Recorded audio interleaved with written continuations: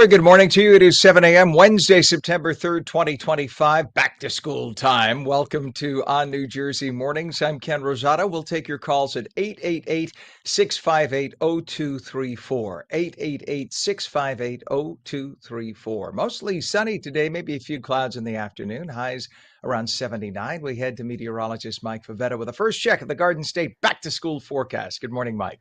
Good morning to you, Ken. It feels like back to school weather. September is in the air with a little bit of a chill this morning, a cool, refreshing breeze across New Jersey as temperatures begin right now in the 60s, 63 over in Long Branch, 48. That is chilly right there over toward the Pine Barrens, 62 in Chip Bottom and 55 in Atlantic City. We start our day a little bit cooler than yesterday, so day by day, getting a little bit chillier each and every morning. And with the dew points nice and low, this is that almost October feel as we're running a little bit cool in the temperature department, staying dry and staying nice and refreshing. As far as the clouds, most of them are off to our west. You see a few showers offshore. These are the clouds that'll be around, I think, throughout the afternoon, but not really give us any rain today. It's as we head in the day tomorrow, we tap into some wet weather later on in the afternoon. So for today, a lovely sea breeze down the shore.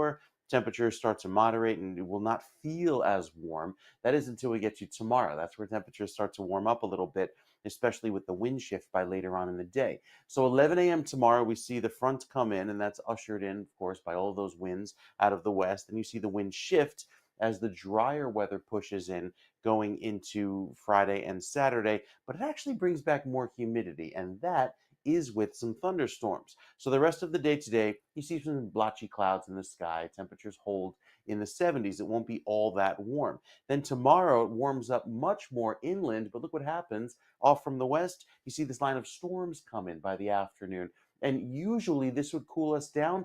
Not the case this time. It actually brings in more humidity over the next several days. That's why Friday feels like summertime. We're back in the upper 80s with mostly cloudy and humid conditions throughout the afternoon, maybe up near 90.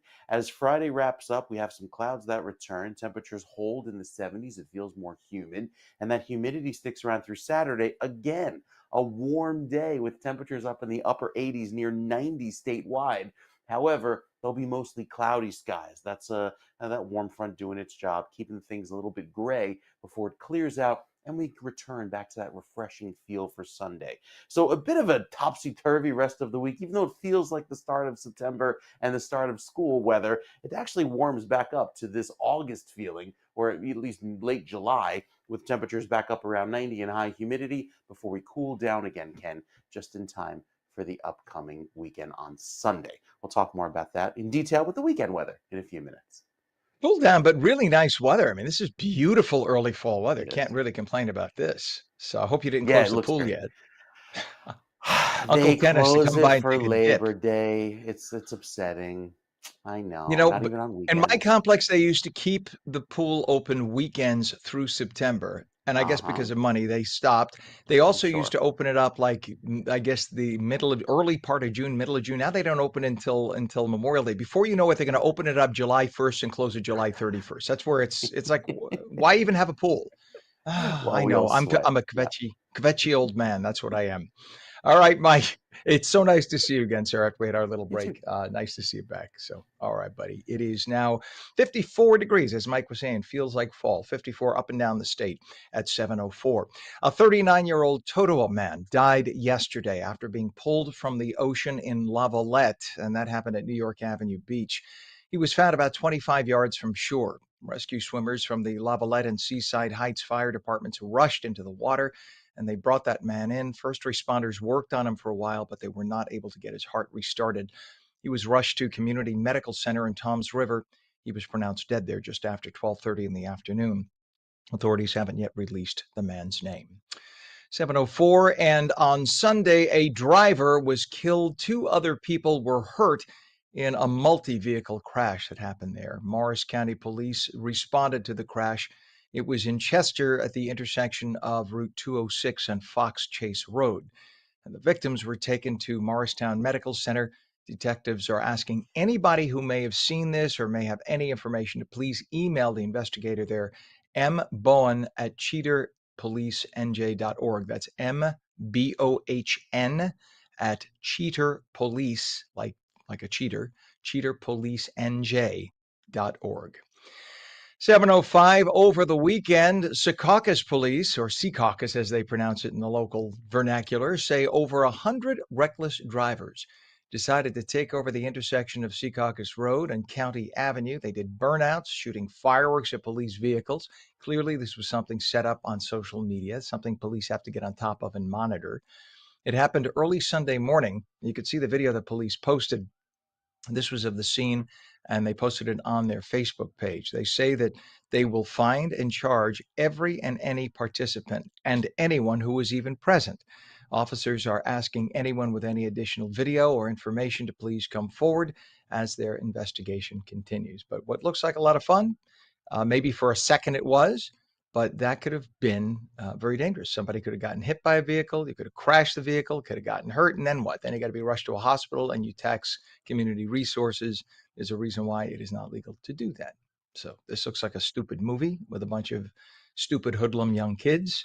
But police say, hope you had your fun because now you're going to get charged. And any expenses you're going to have to pay, or your parents will.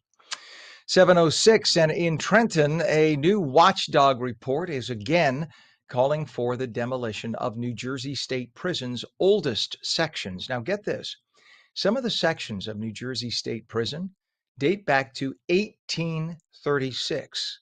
I was there when it opened. The state's corrections regulator says more than 600 inmates actually live in the 1836 section, and the conditions there are described as inhumane. They don't even have hot water. They don't have hot water. Now, look, I am not pro-prisoner. My attitude is, you're a prisoner, you earned what you got. Sorry, buddy. But there are certain things. This is not some third world country. All right. If you are a prisoner, the basics should be there. You should have a toilet. You should have a sink. You should have hot water. Doesn't have to be great hot water, but you should have hot water. So 600 inmates live in conditions described as inhumane with no hot water, no privacy. Well, you don't get privacy in prison. Sorry. No recreation space. And the temperatures are so extreme that many sleep on the floor because it's so hot in the summer and cold in the winter. The report says the West Compound's cells are also, by the way, so small that residents of those cells can actually touch both walls and the ceiling at the same time. So basically, it's like living in a coffin. And again, not pro-prisoner here, but there are certain things that we do as Americans. We don't let our citizens, and they're still citizens, live like that. I'm sure it is not that expensive to redo that prison or build a new one that complies with standards. This would not pass code. Despite more than 100 years of warnings from corrections officials and lawmakers, the state has not acted. There's got to be a reason. There's got to be a reason. The Department of Corrections has not commented on this latest report. 7:08, in New Jersey's Democrat Senator Cory Booker is an engaged man. Now, wait, before you say, hey, wow, he's in love. I know Cory for a lot of years. Cory does nothing without an ulterior motive. I'm not saying that's the reason here, but let's just say that let's scratch our heads and see if we're being played. A couple of months ago, he decided to do the 25-hour nonsensical, for no reason, the 25-hour rant on the floor of the Senate. For no reason. All right. It was not, it didn't get anything. It didn't stop a bill. It didn't prevent somebody from getting appointed. It just got him press for no reason. Right. He decided to do that. Then, of course, there were all the other episodes on the floor of the Senate where he stands there, which is the worst acting ever. Somebody please buy the man some acting lessons. Cory Booker, you need to go to acting school. You just need to go. Right? I remember when I was a rookie reporter and Cory was the mayor of Newark, which a lot of people, by the way, objected to. He was the mayor of Newark, and he was running for Senate. And I could remember how he was supposed to be living in low-income housing. And many of us would see that at the last second, a black car would pull up behind the low-income housing, and then he would come out the front door, suggesting he wasn't there. Now, maybe it was just the night before he was staying at his folks. Could be. But don't play people. And now all of a sudden, he gets engaged in election season.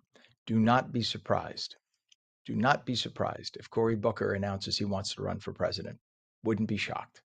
Anyway, The good senator made the announcement yesterday on his Instagram page saying, quote, "I'm thrilled to share Alexis and I are engaged." Remember when he was with his last girlfriend? He lived in Washington, she lived in LA, and wow, they were a power couple that they would see each other every other Christmas. Booker's fiance now is Alexis Lewis. I'm not saying he was engaged before, but now his fiance is Alexis Lewis. She's adorable, by the way.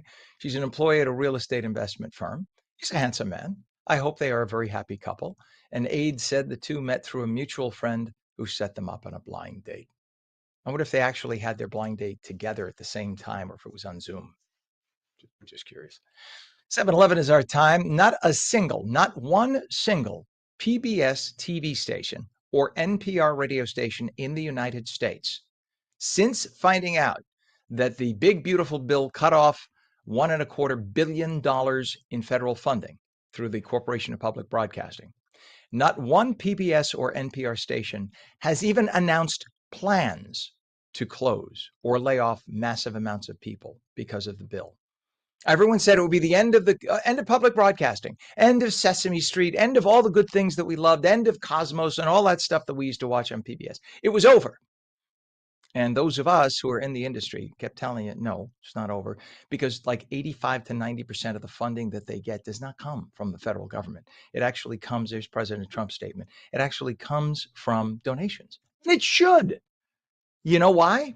There's a federal law that says the government is not allowed to own any piece of a broadcast station, because that way the government would have propaganda control over the station, which is why the Corporation for Public Broadcasting exists as a, whoops, sorry about that. I'm getting a little too Italian with my hands.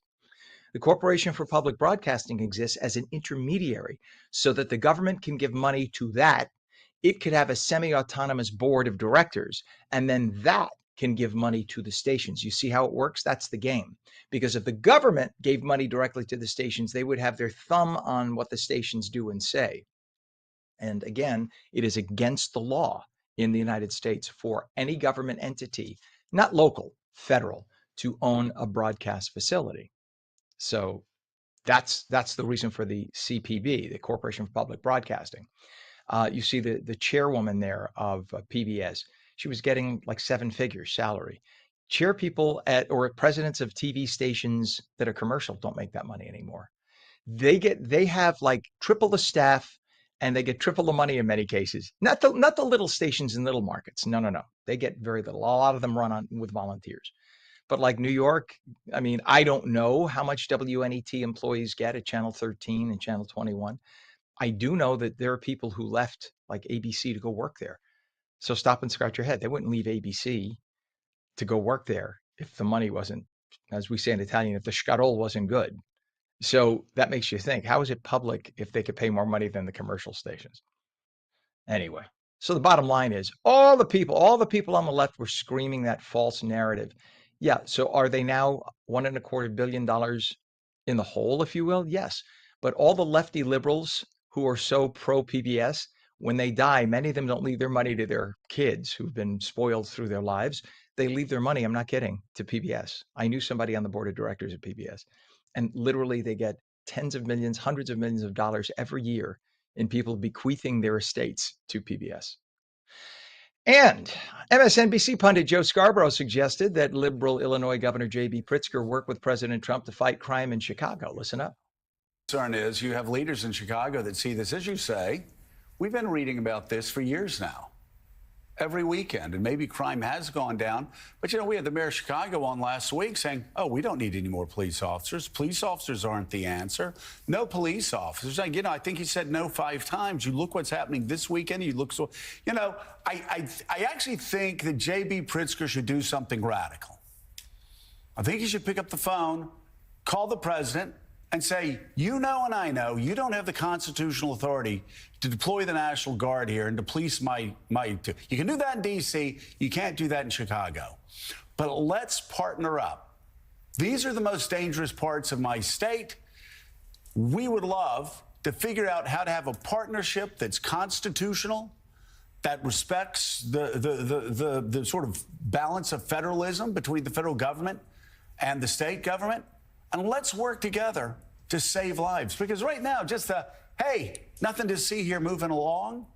No problem here. Hey, Donald Trump, we don't need you. And, the mayor talking about we're going to protect people's dignity in our city. Well, protect their lives. That's protecting their dignity.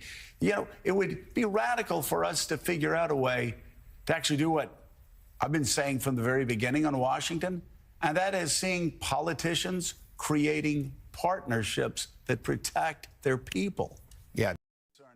Yeah, doesn't that make sense? Imagine that the government actually protects its people. Like in the Constitution, it says to provide for the common defense and assure domestic tranquility. That's actually the only reason you exist as a government, folks.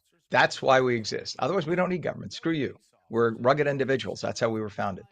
Well, just this past weekend alone, Chicago, while the 450-pound Governor Pritzker was saying there's nothing to see here, and the socialist slash communist stupid ass mayor. I mean, Mayor Johnson, Brandon Johnson, could not be dumber. He has this. A friend of mine who I used to work with in TV used to say he's a mouth breather. People who can't keep their mouth shut, like, usually have an intellectual issue. There's something up with, I'm just saying, observation. If you're a doctor, you probably know exactly what I'm talking about. Just check out Mayor Johnson. He's just does not appear the brightest bulb in the box. Okay. Here you literally have your city burning. Last weekend, 58 people shot in Chicago, 8 dead, 8 killed. And by the way, if you extrapolate the population of Chicago to be the population of New York, Chicago has 30% the population of New York City. With 58 people shot, it would be like 160 people getting shot in New York City in a weekend. Yet, you know how many people were shot in New York City this past weekend? 7. Do you think the policing and that you have the same liberal prosecutor in Alvin Bragg that you have in Chicago? Do you think they're any better at enforcing laws? No. It's just that they do have a little more of a grip in New York City. Chicago is 1,000% Fort Apache, out of control, out of control. Now, when Mr. Scarborough says the president doesn't have the authority to send in the National Guard, yes and no. In D.C., D.C. is actually a federal territory. The president doesn't need any reason. He could send in the National Guard for any reason at all. It's U.S. It's like sending the National Guard to a fort. Federal territory. Chicago, state of Illinois, not federal territory. But if you violate federal law, if you will not enforce federal law, and if you are not enforcing local laws and you're posing a danger to the residents, the president does have the authority to call up the National Guard at that point. Case in point, 1963, Mississippi, 1965, Alabama, Civil Rights Acts. Remember when people in those states, when the governors were not permitting busing and when they wouldn't integrate schools and wouldn't let Black people drink at the water fountains? We sent in the National Guard to enforce federal law because Black people were full citizens of the United States, but they were being denied their rights, and correctly so. We sent in the National Guard because we should have. So what is the difference about the Black people in Mississippi and Alabama who are denied their rights to drink at a fountain and the Black people today in Chicago who are denied their rights to live because they're getting killed by the dozens for no reason? It is simply because in this country, you have radical leftists who don't believe in law enforcement. And the mayor loves to cite that year to year, crime is down. Well, 2 things on that. Crime is down from an all-time record high because during COVID, all crime went down. All crime was at a peak in 2023 throughout the world, every major city in the world, not just here. And then, of course, the next year, 2024, it took a nosedive because everybody was back out of the house. That was in every city, not just your city, Mayor Brandon Johnson, you idiot. It was everywhere. You had nothing to do with it.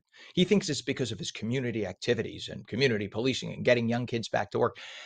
You know how many young kids got back to work? About 1,000. And those were the good kids, not the kids who are gangbangers, you idiot. The kids who are gangbangers, there's about 7,000 of them in Chicago need to be rounded up and put in jail. You do that, Chicago will hum. D.C., they rounded up 1,300 people. There's no more crime. It's been said over and over again. Curtis Lewa used to say this years ago, that 90% of the crimes are committed by 0.1% of the people. You get rid of those people, you put them aside, you put them in jail, you rehabilitate them, whatever, your crime will be almost non-existent. Look at D.C. Look at what happened when Mayor Giuliani was mayor of New York City. You could literally carry $1,000 bills and count them on the street under Mayor Giuliani. Nothing would happen. Right now, good luck. walk in broad daylight and a lunatic will push you into traffic in New York. So Chicago, my advice to you is exactly what I said Chuck Scarborough, the fine news anchor, I meant to say Mike Scarborough, what he is suggesting, or Joe Scarborough, what he is suggesting. And Pam is laughing because I said Mike Scarborough. What he is suggesting, and that is, you know what, shock people. Show you're a man, you fat tub of crap, and you are a fat tub of crap, Governor Pritzker. Show you are a man, and you could put politics aside. He really fancies himself the president. He thinks he's going to be president. He is a spoiled brat. He is a son of the Hyatt Hotel Corporation. That's where he got his money. And yet he tries to be down with the people, down with the struggle. He refuses to just work with the president. President reached out to you. And he's like, the president's begging me to call him. No, he's not. See, the way the federal law works, the president doesn't want to pull in the Posse Comitatus Act where you have the federal right to then take over. He wants you. See, normally the governor has to ask the president to send in the National Guard. That's what President Trump is doing, you fat, disingenuous tub of crap. You know that. Everyone knows that. You think we're all stupid. Oh, the president's calling me, begging me to call him up. No, he's not begging you to call anyone. He's saying, activate the National Guard, you fat tub of crap, or I will. I'm giving you an opportunity to do this the right way. But Governor Pritzker won't. So I hope President Trump sends in 100,000 troops and squashes the mayor and the governor and shows them how law enforcement is done so the people of Chicago can live in peace. And finally, the U.S. military yesterday struck a drug-carrying boat from Venezuela as tensions spiked between the Trump administration and the Venezuelan government. You think Biden ever did this? While fentanyl was coming to our shores? See, the 11 people on that boat are dead. They're dead. And guess what? As much as I'm a Christian man, they deserve to burn in hell. Sorry, you provide enough fentanyl to kill hundreds of thousands of my fellow U.S. citizens? That's what you get, pal. That's what you get. They work for the communist government of Venezuela? That's what you get. That is the way the Trump administration takes care of stuff. Sorry, they have a right to. They interdicted the boat the good way. Now we don't have to take them to a trial. Bye-bye. 11 people killed in the strike, and they are members of Tren de Aragua. Our intelligence tracked them from what they were doing to that boat. That boat was loaded down with fentanyl, enough to kill actually up to 1 million people. That was on that boat. Only a little fentanyl can kill a lot of people. So adios. Maybe that'll send a message to the people who want to take drugs to the U.S. And between 2021 and January of 25, up to 1 million federal documents were signed, not by then President Biden, but by the auto pen.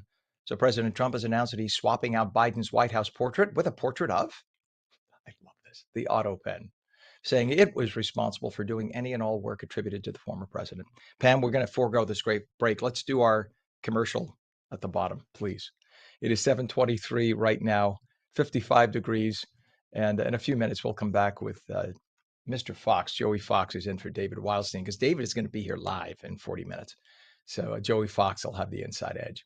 Let's go over to our fine meteorologist, who is Mike Favetta, who has a delicious forecast. If you like early fall, crisp, beautiful, sunny weather, well, Mike delivers because nobody delivers like Mike. It is crisp and delicious. Yeah. It's so beautiful outside.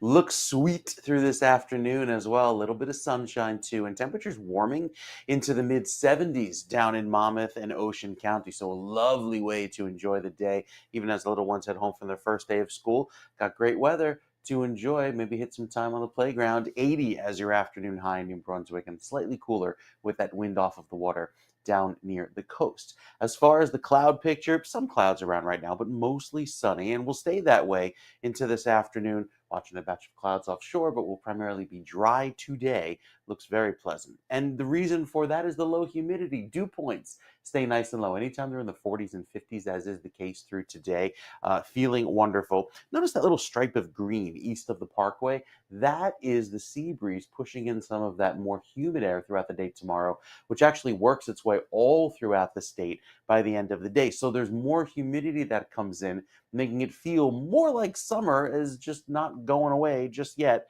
throughout tomorrow and Friday and even into Saturday.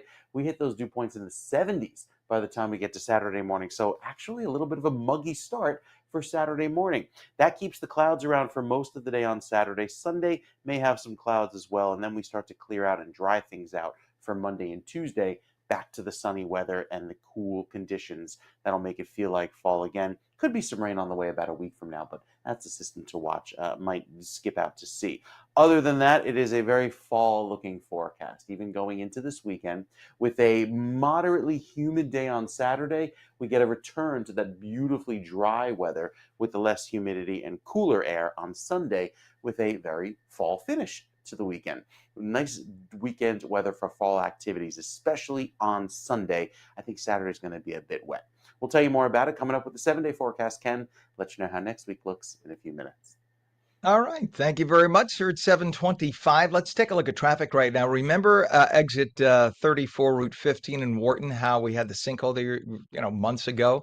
Well, there's an issue there. It has nothing to do with the sinkhole, but take a look at the traffic. I guess this is, oh no, I thought it was because they're driving into the sun. Pam says before the sun came up, it was like that. So this is just volume. Everybody's back to school and work. So that's what you get right there. So Pam, our director, said, Ken, show it because I'm happy I'm not stuck in it. You're such a vicious person, Pam. Just happy for other people's misery. Is that what you're saying? No, she's not saying. She's like, they're moving it a little bit, Ken. So no, there it is. You're right. All right, Pam. And we'll take a look at the GWB approach right now. The Lincoln and Holland have about a 20-minute crossover time. The GWB 80 and 95 approach upper and lower level is a little heavy, but moving as we take a look. We'll see if we can. There it is. It is heavy, but it is moving. So they're about 25 minutes in, which actually for this hour of the morning in the fall is not horrible. I say fall in air quotes because it's not technically fall yet, but you know what I mean. 7:26 is our time, and nobody talks about the good folks at Trenton like the good folks at the New Jersey Globe. Well, our David Wildstein is going to join us live in about 35 minutes. So right now with the Inside Edge, here's Joey Fox. Welcome to the Inside Edge. So the summer is over. Labor Day has come and gone. And in New Jersey, that means that we are now fully in the thick of gubernatorial campaign season. Everyone in the state, or at least in state politics, is going to be very tuned in to Mikey Sherrill versus Jack Ciattarelli and to races for the state assembly, to all level of state level campaigning for the next 2 months. But the end of summer also means that Congress is back in Washington. And I wanted to take at least a brief break from state level politics to give a little bit of a preview of what to expect out of Washington over the next month or two. So the biggest immediate thing looming on the horizon is a government funding deadline that's arriving at the end of September, as it always does. And as has always happened during my 3 years in Washington, well, I should say 2 years, this is my third government funding process, we are staring down the barrel of a potential government shutdown because there is no actual funding deal in place. And a big part of the reason for that this time around is that there are internal disputes in both parties over how to move forward. For Republicans, the dispute is how partisan and conservative to make their funding bills. Should they take advantage of this current government trifecta and try to make their bills as party line Republican as they possibly can? That's maybe more the president's position. Or should they follow the more typical appropriations process that includes Democrats and includes a compromise that both parties can basically live with? That's maybe where some more moderate Republicans in Congress are at, especially in the Senate. And then for Democrats, the question is, to what extent should they be willing to compromise with Republicans at all? And to what extent should they just fight at every turn? This was a dispute that sort of plagued them back in March when Senate Democrats ultimately did capitulate and allow Republicans to pass a stopgap funding bill. And it's going to come up again at the end of this month. Part of the reason why it's a dispute at all is because of the filibuster. And that makes Democrats powerful in the Senate and able to block bills, even though they're in the minority. So New Jersey members in both the House and the Senate have not necessarily been extremely sort of critical players in these processes in past government funding debates. But the majorities in the House and the Senate are so narrow that theoretically any member, including from New Jersey, could become sort of the star player. So that is definitely going to dominate attention here in Washington for the next several weeks. There's also a censure attempt that's coming up very soon, possibly as soon as today, against Congresswoman LaMonica McIver, stemming from the incident in May at the Delaney Hall Immigrant Detention Center. If that passes, then she would be one of only a relatively few House members in history to be censured. She would also lose her spot on the House Homeland Security Committee. And there is a dispute over releasing the Jeffrey Epstein files that is coming to a head in a number of different ways via different committees and discharge petitions and everything. I don't want to go into all the details here and now, But one person to watch on that is Congressman Jeff Van Drew. He's been sort of more willing to break with his party on this particular issue than some other Republicans.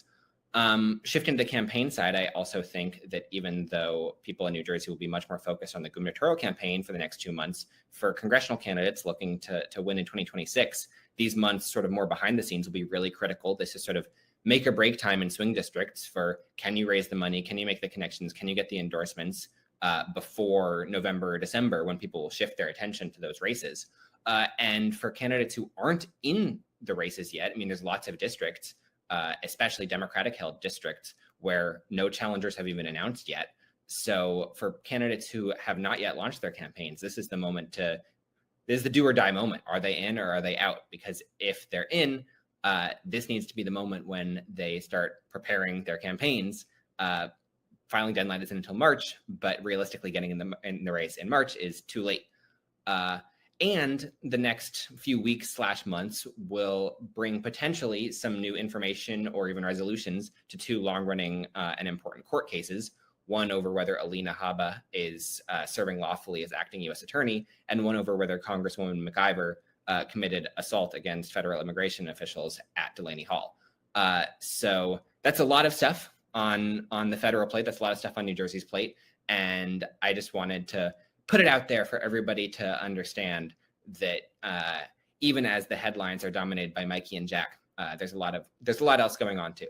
So that's all I got. Have a great Wednesday. 731, Lisa Cook, the former economics professor who was appointed by former President Biden to serve on the Federal Reserve Board of Governors, has been accused of mortgage fraud, resulting in President Trump sending her a letter of termination. But Cook refuses to accept the termination order, as the Federal Reserve is quasi-autonomous. Though if somebody is convicted of a crime, they can be forced out by the president. Well, Professor Cook, whose job it is to help determine the home mortgage rates that you and I pay, is herself standing accused of mortgage fraud. It's like having the fox in charge of the hen house, no?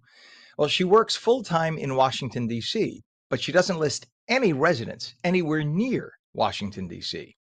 She does list 3 homes that are far enough away as her own, though. They're all like 1,000 miles away, so clearly none of them could be her primary residence if she works several days a week in D.C. 2 of the 3 homes she recently purchased just weeks apart. Those 2 homes are in Ann Arbor, Michigan, and Atlanta, Georgia, and she lists them on her mortgage application as primary residences. Well, how could you have 2 primary residences? And why would both of them be 1,000 miles away from where you work every day?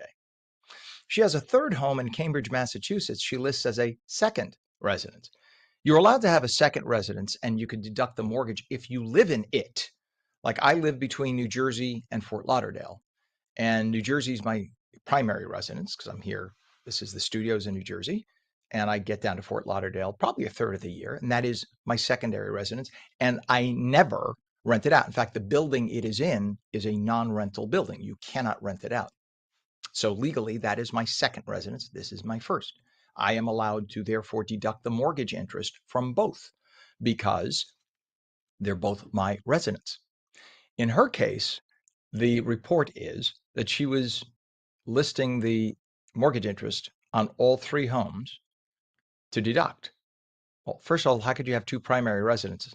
Secondly, how could the primaries or the second be deductible if you don't live in any of them because you work full-time in DC 1,000 miles away? Then finally, one reporter decided to go from house to house and knock on the doors and found that she wasn't living in any of them. In fact, there were renters. There were renters in all 3. So they are businesses. So they are not primary residences. So if an investigation proves what this reporter has found, she is committing mortgage fraud. Now, when you commit mortgage fraud, for those of you who say, what's the big deal, Ken? You get a preferred rate on your mortgage interest. Okay, so if it would be a 5% mortgage, or today it would be like 6 or 7, if it would be a 6% mortgage, you can get a 0.5% off. And that's a lot. That could be $100,000 over the lifetime of the loan. Plus, you get to list it as a primary residence. So that means you get a property tax break in your municipality, in most municipalities, and your insurance company gives you a break. So she is saving a lot of money by listing them as primary or secondary residences. But if they are not really primary and secondary residences, but rental income buildings, and she is like a slumlord, well, she could be charged with crimes in all three because mortgage fraud, and again, this is only, she's innocent until proven guilty. So there has to be an investigation. But bottom line is mortgage fraud is a serious federal offense, and it is punishable by up to $1 million fine and 30 years in prison per charge. Hundreds of people are currently behind federal bars, federal prison for doing the exact same thing as she is accused of doing now. Yet everybody, all these economists, these liberals from universities are backing her up, saying, leave her alone. What she's doing is fine. It's not illegal. Really? You know, it's amazing. This is the party that says nobody's above the law. The Democrats have been shouting, nobody's above the law. Pure hypocrisy. This woman, look at even the picture. Little smug there, Ms. Cook. Methinks you're going to be wearing an orange jumpsuit. Just a personal feeling. I don't know that, but we'll see what happens in the next few months. It is now 56 degrees at 7:36. When we come back, a tale of two airlines. We'll be talking with Eric, the travel guy Hastings, about flights to Williamsburg, Virginia. It's going to be sunny today, highs in the upper 70s. We will be right back. You're watching on New Jersey Mornings.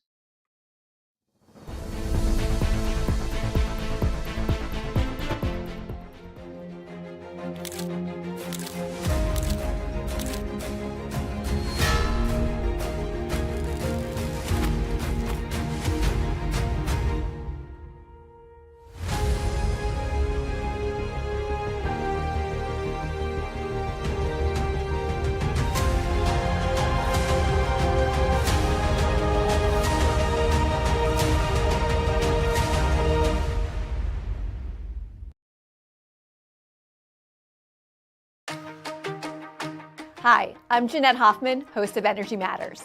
Join me every night at 6 p.m. where we're discussing energy affordability, challenges, and solutions with stakeholders and elected officials. Join me weekdays at 6 p.m. on Energy Matters on ONNJ.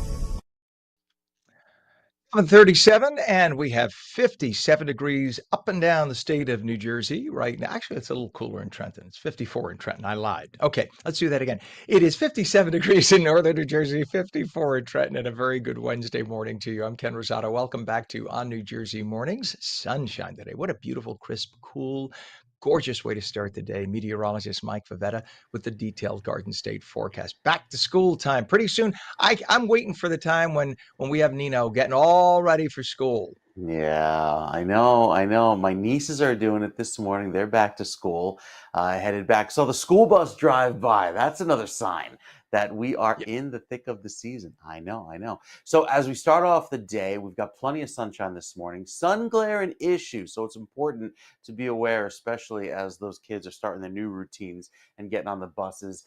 Notice all of the sunshine around just reflecting off these little wispy clouds out in the sea that the visible satellite is picking up. Pretty way to start the day, and it'll stay dry throughout this afternoon and noticeably warmer by the end of the day, especially if you find yourself away from the influence of that easterly breeze. So a sea breeze setting up from Atlantic City down toward Ocean City and Cape May, mid 70s for you, upper 70s up to 80 up by Camden, with a little bit of haze developing thanks to some more muggy weather moving in. We are far from the record of 100 degrees set back in 1993. I think I remember that, going to school in shorts and short sleeves. But going into this afternoon, we've got plenty of clear sky throughout the end of the day. And with that, I think we'll look forward to a little bit of a warm up on the way for tomorrow. So we finish out the day with a few passing clouds, but tomorrow evening, you see this line of storms enter New Jersey. It really gives way to just some gentle showers because a lot of it, if its punch, is kind of sucked away by that cooler, calmer breeze with the sea breeze that tends to take away any of that intensity and leave us with a little bit humidity and a little bit of warmer weather for the upcoming weekend. So as far as the temperature is concerned, yes, it warms up going into Friday and Saturday. Here's the front coming in from the west. Usually a front would clear us out and cool us down.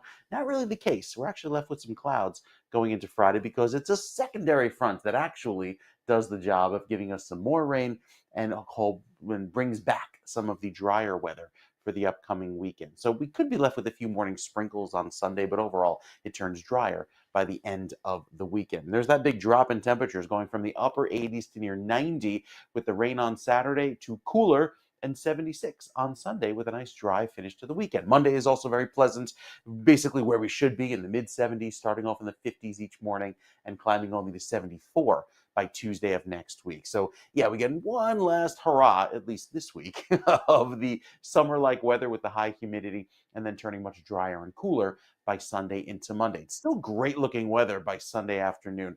Plenty of clear sky to enjoy down by the beaches, and then Monday and Tuesday back into the mid 70s. This is what we call local summer down by the beaches. So all of those folks who get to enjoy the wonders of, late summer without the crowds, it really is pretty.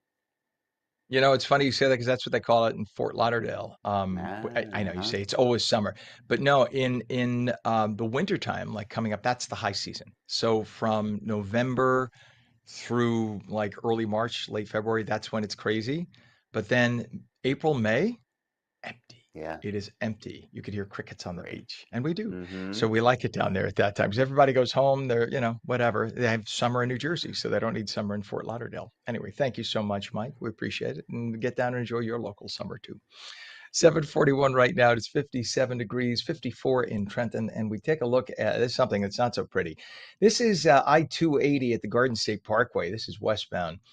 And look at the bumper to bumper. See, we didn't have this when kids were not in school. When kids were home, you didn't have the extra vehicles on the road. Now everybody's back to school and work. No one's on vacation right now.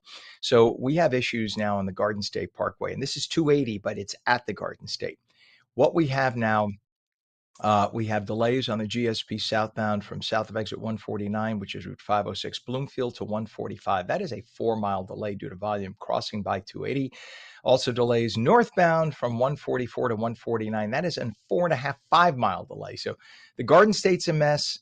280 is a mess. I-80 is a mess. Everybody's going back today at the same time. We have a crash on 280 westbound east of exit 10, Northfield Ave in West Orange with the right lane closed. Also delays on 287 southbound from exit 14 to Route 28, which is Bridgewater. All lanes open, but just a lot of volume. It is a mess. We take a look at the approaches to the Hudson River. Lincoln Tunnel's now 25 minutes over. A lot of it is volume. In fact, most of it is volume. 20 minutes at the Holland. That's a lot. GWB upper and lower level, not a bargain. Very heavy. It's now 35 minutes in. So give yourselves time. This is not last week. Let's put it that way. Well, 7:43 is our time. And if you were thinking about a getaway while everybody else is starting school and work, maybe you might want to go to Colonial in Williamsburg. Eric, the travel guy Hastings, has the tips for us. We recorded this earlier. Vacation for some people is laying on a beach with a pina colada, and for other people, it's learning about culture and having a whole cultural immersion experience. That's one of my favorite things to do. My husband, even more than me, but when we go to Europe, it's like I sometimes want to enjoy the beach, and he has an agenda that's 20 pages long. But nonetheless, when you're there, you might as well learn. So with us right now is our dear friend, Eric, the travel guy Hastings. That's ericthetravelguy.com for his website, Eric with a K. Also the host of his wonderful series, Beyond Your Backyard. Good morning to you, Eric Hastings. Good to have you on. Good morning, Ken. Always good to see you, my friend.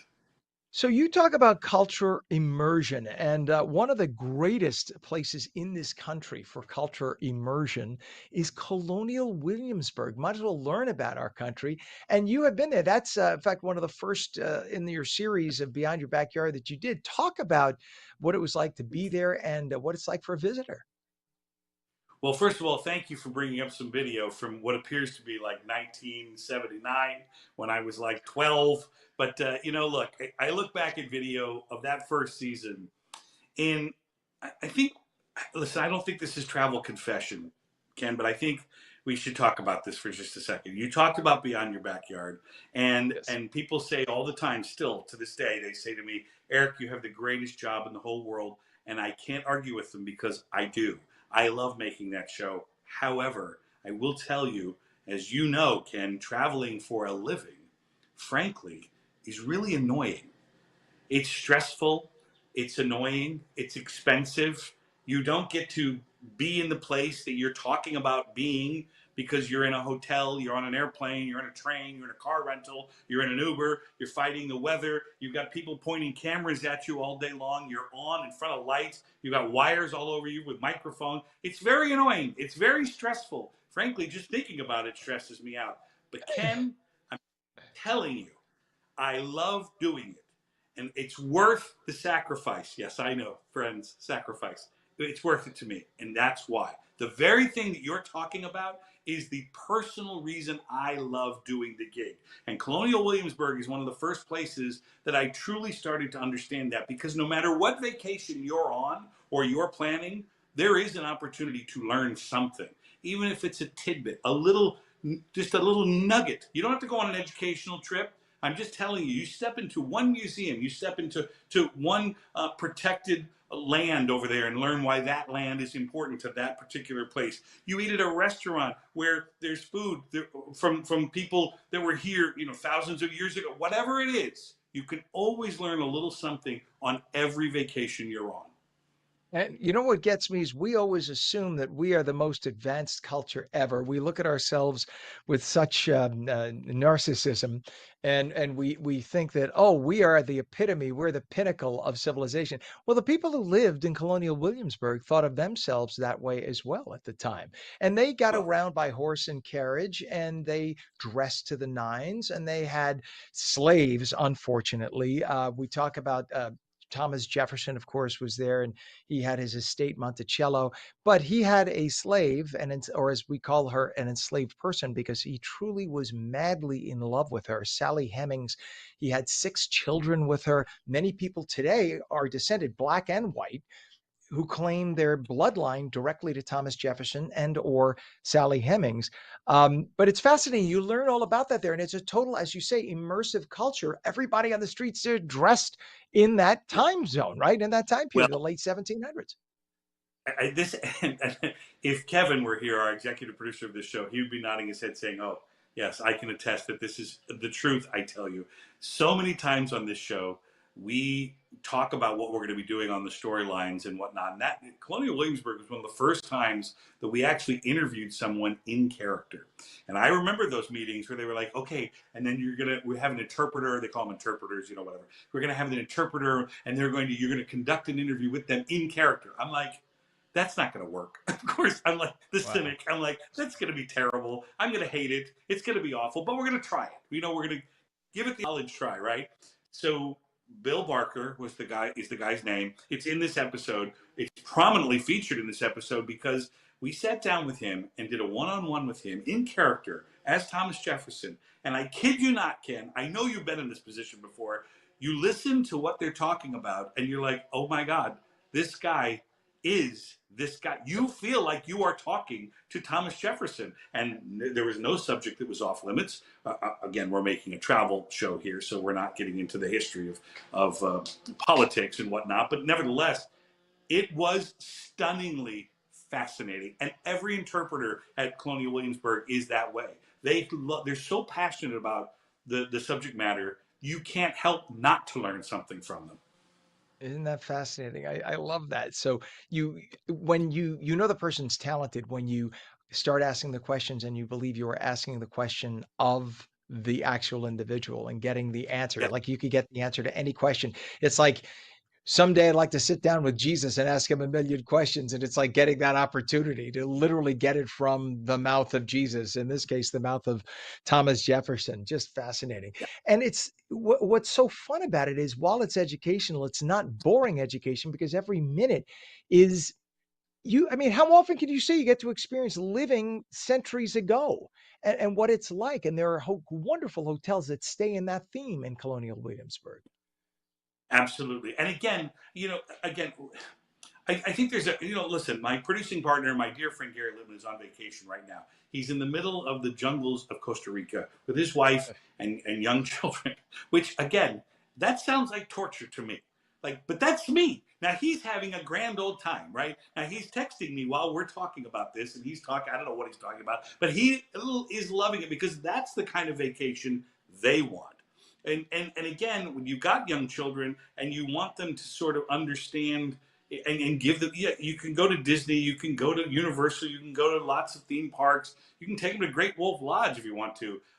But when you take them to a place like Colonial Williamsburg, they're learning while they're just walking around eating candy, which is what they were going to do at Great Wolf Lodge.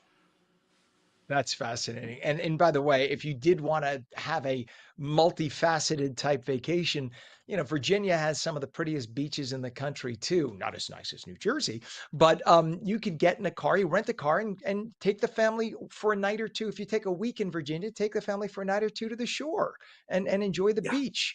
And Virginia, it actually has some really great deals. If you get away from the DC metro area, which is very expensive, and go toward like Virginia Beach or Colonial Williamsburg, you could have a wonderful time and not break the bank, and you could drive there from New Jersey. Right, and remember, you got the triangle down there. You've got Colonial Williamsburg, Jamestown, and of course, I'm forgetting a third, as I mentioned it.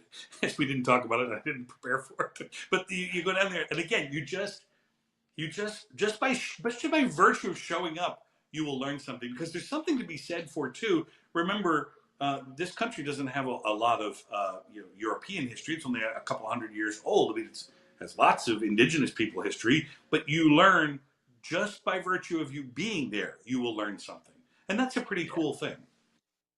Well, there's the Yorktown battlefield. Is that what you were thinking of? That's it, Yorktown. Yes, of course. Thanks to Duh. the Google. I cheated. I wish I could say that it came out of my own brain, but there were things in my The brain you minute don't I want to said know it, Ken, I about. was like, oh no, I'm not going to remember the third one off the top of my head.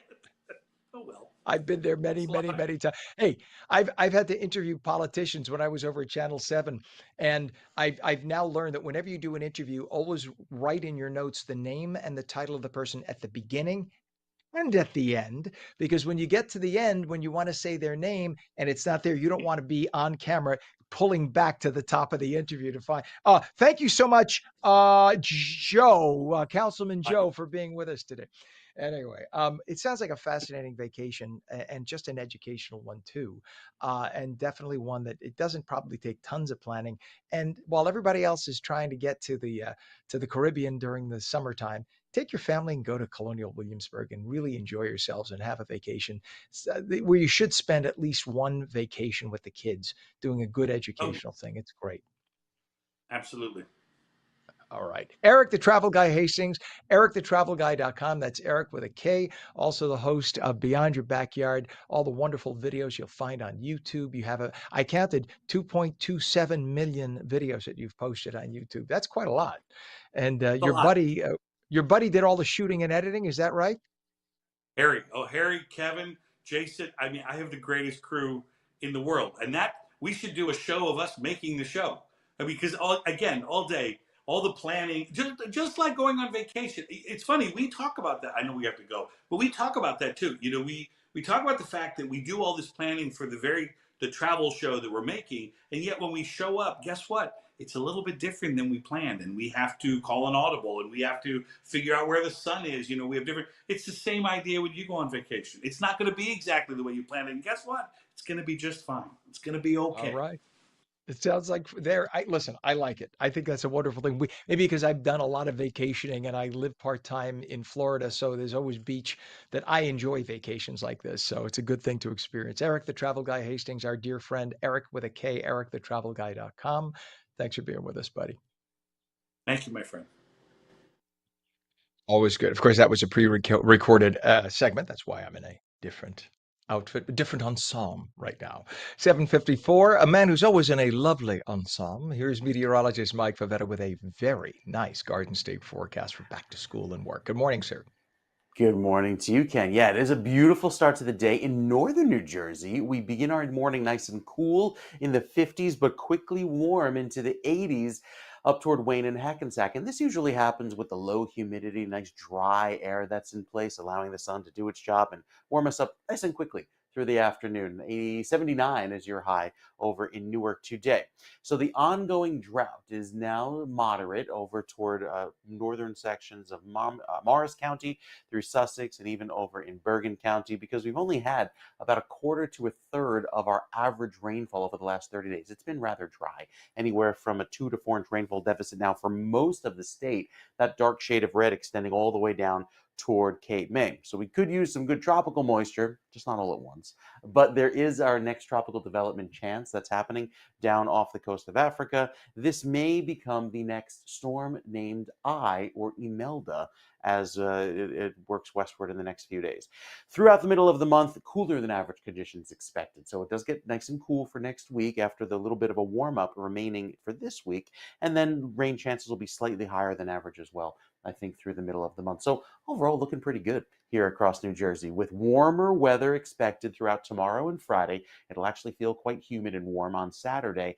The temperature cools off and we dry out by Sunday with mostly sunny skies and returning for Monday and Tuesday. There could be some clouds lingering on Sunday. I don't want to go out and say it's going to be a beautiful sunny Sunday, because it might actually wind up being pretty cloudy, but at least it'll be cooler and drier after a little bit of heat and humidity down the shore. Again, for September standards. And then by Monday and Tuesday of next week, back to regularly scheduled crisp and cool fall, Ken.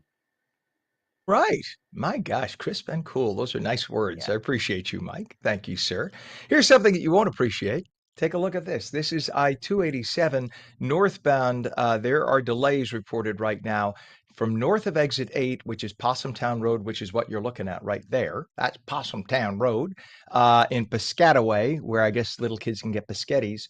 So, oh, come on. They keep redoing my script here from the New Jersey 511 folks here. Hang on, folks. Let me read this.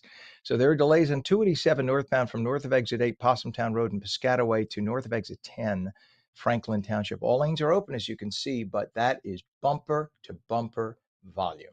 Don't be surprised. That's going to be very common for the next few weeks as people get back to work and school. Once people start to get back in a routine and some people take vacation again, you'll see. But right now, it looks like every human being who lives in the state of New Jersey is back to work and school. Other issues we have, delays on Route 21. And they just updated that too. The traffic is really massive today. We have delays on Route 23 as well, southbound. I'll find the 21. It just disappeared as I said it. There are delays on Route 23 southbound from Kinnelon Road to Boonton Avenue in Butler. All lanes are open, but again, you just have volume. We have a disabled vehicle now on the Garden State Parkway southbound at exit 143B Maplewood in Irvington Township. 2 lanes are blocked on the right side. Crash on Route 4 westbound east of River Road and Teaneck. Left lane closed. Crash on 280 westbound east of exit 10 Northfield Ave in West Orange. The right lane closed. We have a crash now. Oh boy. Crash on westbound Route 3. That's bad. East of Main Avenue in Clifton, which happens to be right by our studios. So right outside the studios, Pam, you got a crash right now.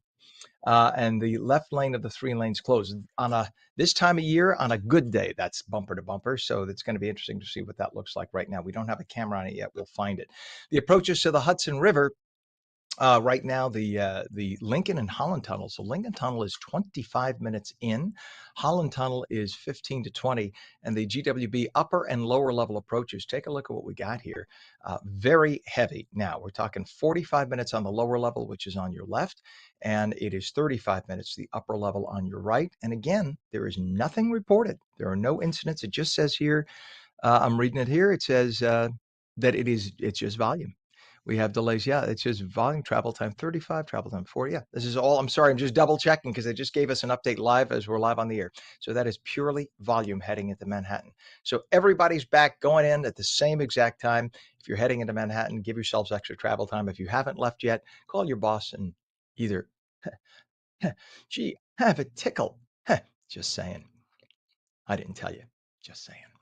7:59 is our time, and in just a few minutes, we know them, we love them, we can't live without them. We talk about them all the time. We have them on tape every day, but we're going to talk to you about how to ensure that your vote counts in New Jersey, especially since the state's election computers can't always correctly spell the names of its citizens. New Jersey Globe editor David Wildstein will come in, and he will tell us live and in person what that is all about. Plus, we'll take your calls at 888-658-0234. Sunshine today, a few clouds this afternoon. Beautiful early fall day, highs upper 70s. Full Garden State forecast with meteorologist Mike Favetta when we come back. You're watching On New Jersey Mornings. Don't go away.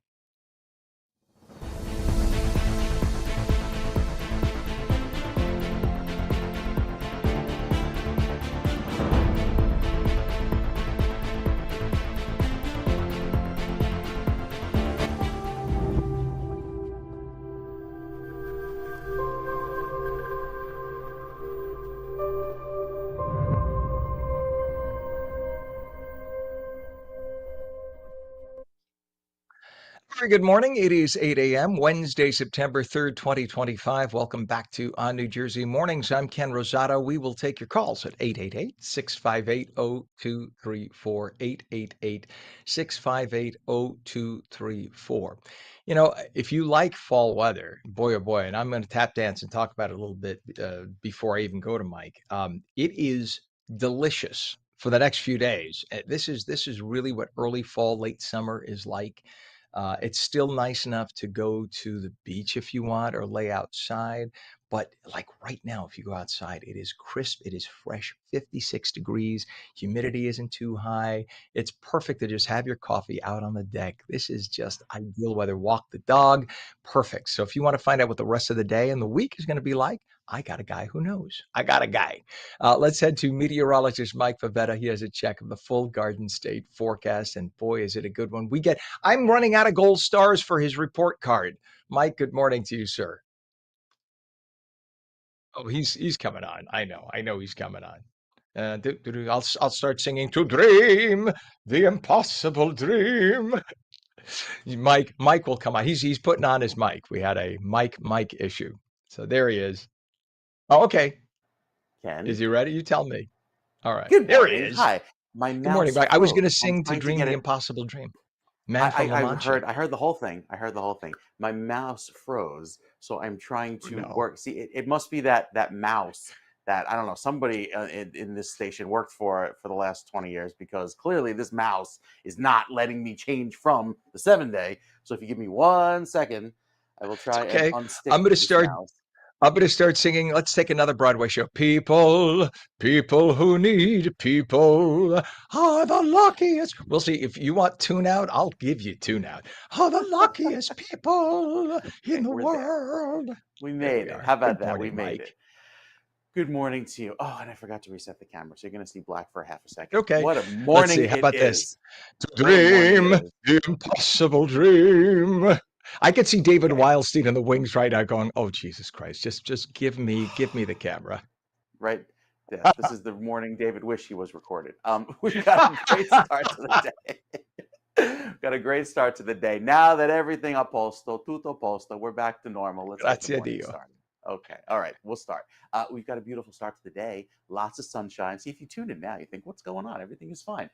With temperatures that are nice and cool this morning, notice how they're in the 50s west of the Turnpike and Parkway. But if you head over toward places like Long Branch, down the shore, like on LBI and Ship Bottom, you're a solid 7-8 degrees warmer. There's a lovely sea breeze coming off of a 72-degree ocean, which makes it feel a little bit muggier down toward the shore. And that'll be the case especially today and tomorrow, and really by Friday and Saturday, with a lot more of that muggy weather moving in.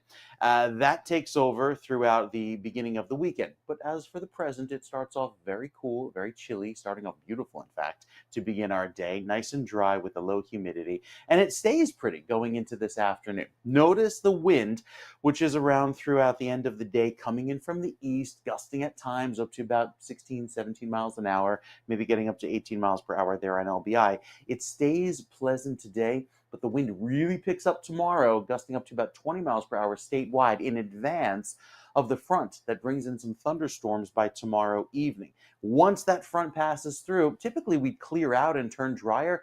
No, not the case. It's actually a series of fronts that comes in over the next few days that helps to cool us down by Sunday. So it actually turns more humid after the rainfall for tomorrow evening.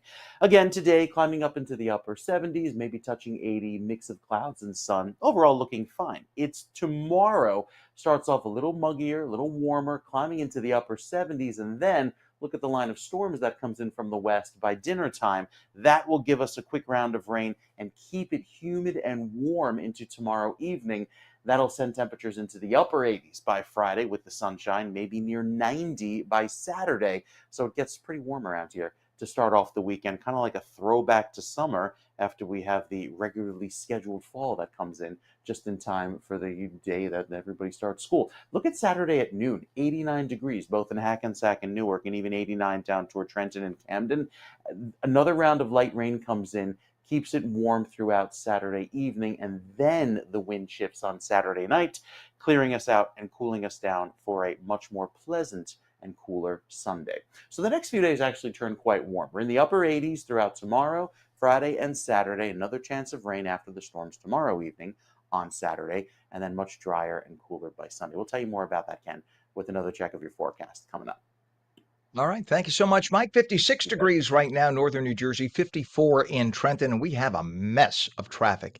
Literally, pick your roadway, you'll find a mess. So let's go right now to Route 3 in Clifton. We have a crash right now, which is it's westbound east of Main Avenue in Clifton with the left lane closed.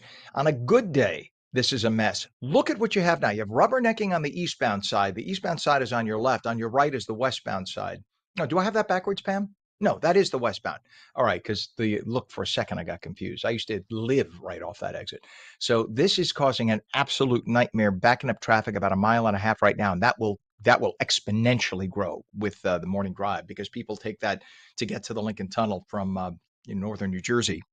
So again, this is westbound Route 3, east of Main Avenue, Clifton, left lane closed. You can see that's a crash being worked on. The emergency vehicles, just avoid that if you can. Take local roads to bypass that if you can at all. We also have issues on the Garden State Parkway, multiple issues up and down the Garden State right now, but especially right in the middle, the up and down Bloomfield, West Orange. So let's take a look at the Garden State Parkway. This is mile marker 142.8. This is a crash. Now that we have listed, I'm sorry, it is a disabled vehicle. This is southbound exit 143B in Maplewood by Irvington Township. All lanes are open to traffic, but it is causing that. And that goes back for about 2 miles. I can see David Wildstein in the camera because he used to be the mayor of Livingston. And I know he's thinking, oh, I'm so glad I'm not sitting in that right now.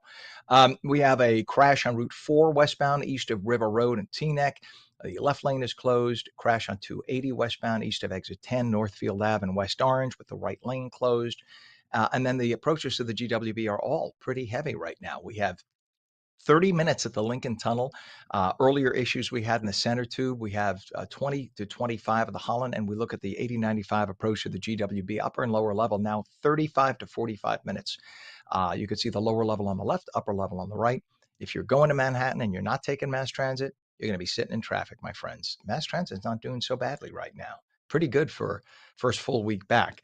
I'm just looking at the northeast corridors. We do have one alert. Let's take a look. We have, just a northeast corridor. That is an Amtrak train. We don't have to worry about that. NJ Transit. Now everything looks good. So, okay. So your best bet, take mass transit today. If you ever thought about it, today's your day. 8:08 is our time. And if you have ever wondered why your name may look odd in New Jersey's voter system, we'll explain. You're not alone. New Jersey Globe editor David Wildstein recently shared a helpful tip on his X account. New Jersey's statewide voter registration system doesn't accept apostrophes or periods, because why should it, right? In this day and age when we have things called computers. David's here to help us understand what this means for New Jersey voters and what voters across the state need to know to make sure their registration is accurate and their votes count. David, good morning. I saw you on the video screen just like, what is going on? You caught us in meltdown mode today, but it's great to have you on, my friend. Aren't you glad you weren't part of it? I just love it when I come on your show, Ken, and my walk-off music or my lead-in music, like when you walk up to bat at a baseball game, you give me traffic at the George Washington Bridge. That's just so. It's a mess today. This is the worst traffic I've seen since May. This is literally the worst traffic day we've seen since May. If you looked at our computers right now, they're just like there's smoke coming out the back. Anyway, always. So yes, it's very true. And I'm so glad you're addressing this issue. When my husband and I first moved to New Jersey, and he got a New Jersey driver's license, because I live enough time in Florida that I kept a Florida license at the time. He has a 5-letter last name and a very common first name, and only the first half of his first name makes the driver's license. And I thought, really? So every time he buys a ticket on a plane, they call him Christoph because that's all that'll fit on his license. And I thought, what is wrong with New Jersey? New York, he didn't have that problem. Florida, he didn't have that problem. Only in New Jersey. So you're saying it's quirky like that too with the voter registration? Yeah, because and it's not the Division of Elections fault. It's motor vehicles. I still call them the DMV. And Sure. quite frankly, I have this rule. People think it's odd, but they accept it, which is I'm not letting them change their name to the Motor Vehicle Commission until they fix their problems. As long as they continue to screw up, they are forever to me the DMV. And the DMV they're running on old computers, old technology that handles only a certain number of characters. You can't have, it's, you talk in New Jersey, so many people about freedom to do this or freedom to do that. But when you register to vote at a motor vehicle agency, you lack the freedom to determine even your own name. That's just crazy. I mean, this is 2025, for God's sake. You could buy a whole set of computers for everybody for less than the cost of a few phones. What is going on? Where is this money going? They're just they're at a point where the systems are overloaded. When everything is all messed up and you keep throwing band-aid on top of band-aid, you can't even see where the original computer is anymore. And there's at budget time when you're talking about truly serious things, whether you're going to fund schools, whether you're going to fund hospitals, whether you're going to build roads or bridges, that let's revamp the motor vehicle computer system, which is tedious and takes years and doesn't give a governor a real shot in the arm, because people are saying, well, you should have been doing this anyway. I'm not going to applaud you for doing your job. It never quite makes it. The worst thing about this, Ken, and I've been railing about this for a couple of years. I'm glad you're listening to me, because people don't, they look at me like I'm a little off when I go into these rages. But motor vehicles, I like the motor voter law. I like the fact that you can go into motor vehicles, you can change your address if you moved, and change your voter registration and do it in one stop. Anything to have more voters on the rolls and have more people able to participate in the democracy is probably a good thing, except when they screw it up. And motor vehicles last year was responsible for a huge number of disenfranchisements. This year, with the rush to get the real ID, people are walking into a motor vehicle center. Let's say they walk in as a Republican, and they walk out and they're a member of the Green Party, and they don't even know it. And they go to the polls to vote, and they're told, you can't vote. You're a member of a party that these people have never heard of. We've got defunct political parties, defunct meaning that they have not been in operation since, in one case, 2004. But New Jersey still registers people to vote in that party because they haven't figured out how to take the option out of the system. It's ridiculous. It's really ridiculous. I mean, that's beyond antiquated. It's like, so what you're basically telling me is when they first computerized the system, they haven't changed. So if they computerized it in 1985, whatever they had in 1985 is still what they have today, 45 years later. That's what you're basically telling me. Pretty much. I mean, it's not 45, but it's 40. it's certainly 40. 40. It's 44. It's not 45. If your name is, I use this as an example last week. If you're, I'm sitting in a court hearing listening to a petition challenge, and I'm watching them put voters up and they're checking. And if your name is O'Malley, it's OMA. You don't get to have the apostrophe. Even though that's your name, you don't get to have it. They don't let you put space is there. They, like you said, they run out of characters, and then they go to verify it. And if you've seen one polling place, you've seen one polling place. And this is not the Secretary of State's fault. This responsibility rests with a person nobody's ever heard of. Her name is Letitia Littles Floyd, former state trooper, now runs the DMV. She may be. We've had some. I mean, Jersey, by the way, Ken, blessed. We've had some bad motor vehicle directors over the years. I mean, really, really horrendous administrators. But Letitia Little Floyd might actually be the worst that I've seen.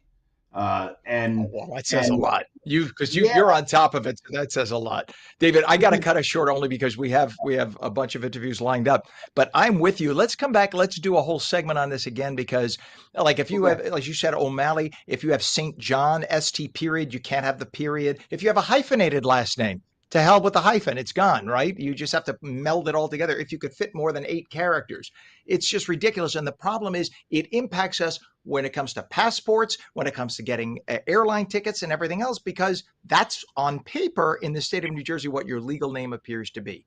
It's a mess, as are a lot of things in New Jersey with the highest taxes anywhere. We got to scratch our heads and change this. David Wildstein, New Jersey Globe editor, a dear friend. God bless you for your patience.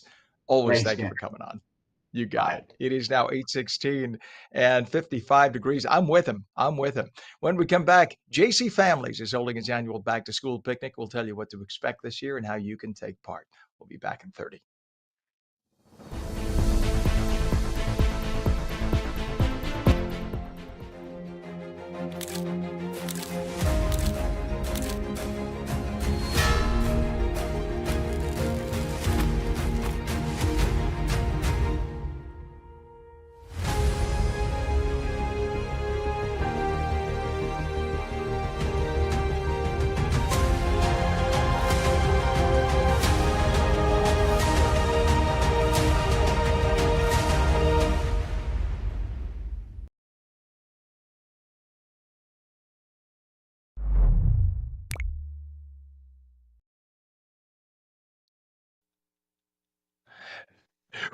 We never run that, do we? We never run that. Now we know why. So short. Pam, our director, said. She said she's laughing. She said that's so short. It sounds like I just dropped water in the sink. Anyway, welcome back to ONNJ Jersey Mornings. I'm Ken Rosato at 8:17, taking calls at 888-658-0234. Lots of sun today, maybe a cloud or two this afternoon. High 79. Meteorologist Mike Favetta with the Garden State forecast. Good morning to you, Mike.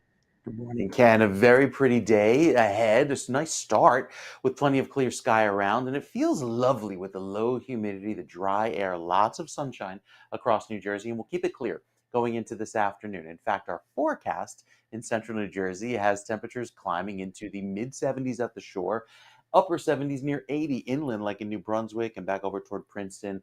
Plenty of clear sky today. So we keep it dry as far as the cloud cover. Have to wait till tomorrow for our next chance for some rain. It's a front.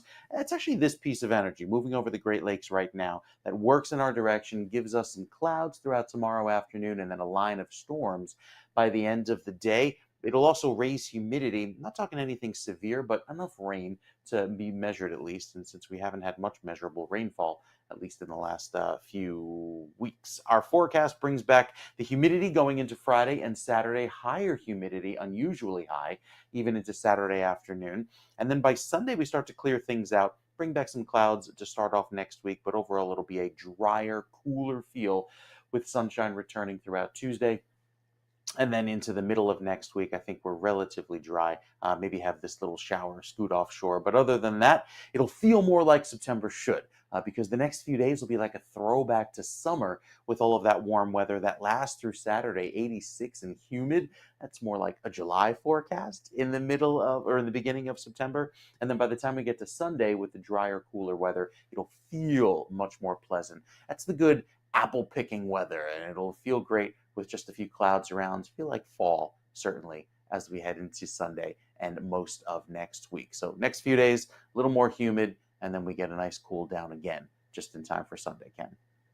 There you go. All right. Thank you very much, Mike. It is 8:19 now, 58 degrees northern New Jersey and in Trenton, and we have a mess of traffic on the roadways. Let's start on the Garden State Parkway.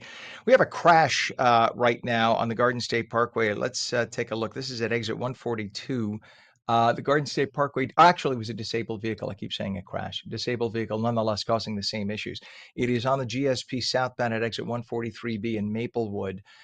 From Maplewood to Irvington, we have a mess right now. All lanes are open, but it's causing what you see on your screen right now, and that's about a 2 to 2.5 mile delay.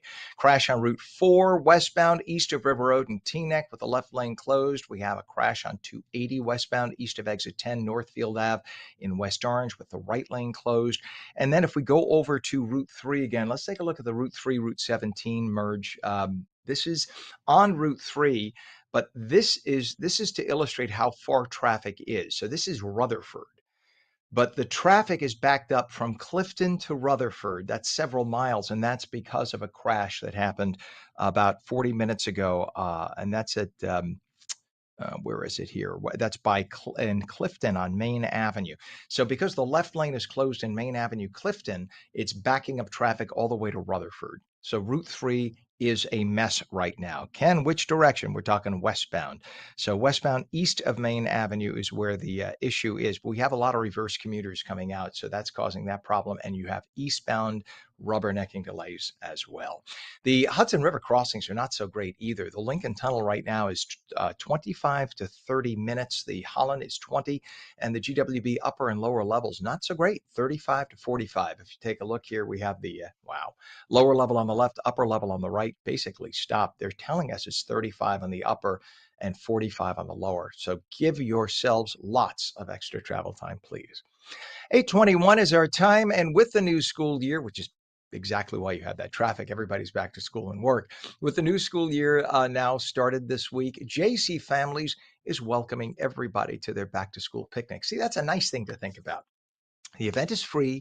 It's free to the community. It will be held on Friday, September 12th. So that's a week from this Friday, 4 to 7 p.m. at Hamilton Park. Think giant bubbles and music and crafts and delicious bites from local vendors like Taste of Poland, Indian Magic Express, and Olivia Olivares. Joining us this morning is Mamta Singh, who is Executive Director of JC Families. Mamta founded the group in 2011 to help families connect, especially those new to the area. Jersey City's a big city and people are hustling and bustling, so it was smart to do this. Since then, her work has become a prominent community support in Jersey City. So nice to have you on, Mamta.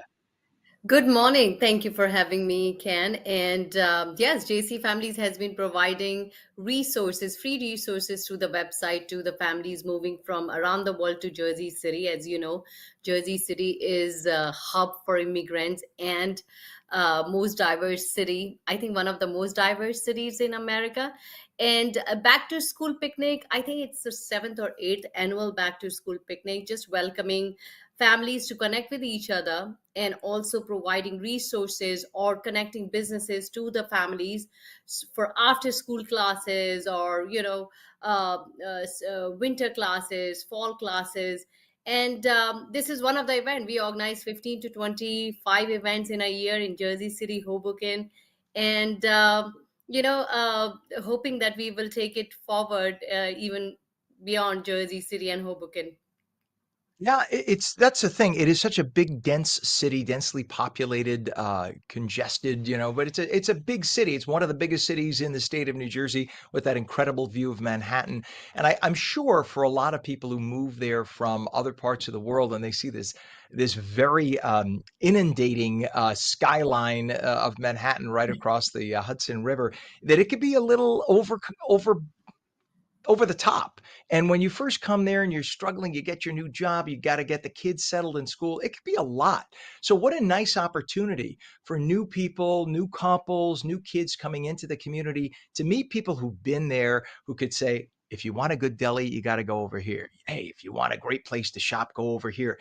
It's so smart. Otherwise, what we end up doing is going to work and then have drudgery and we come home, right? And we don't even know who our neighbors are. It's such a smart idea. Absolutely. And yes, that is the thing. Again, people from around the world move to Jersey City and they have no clue. They have no support system, no friend circle, no no idea about the city at all. And I think just back to school picnic, you'll see 60% or 70% new families, young families connecting with each other, creating their play groups.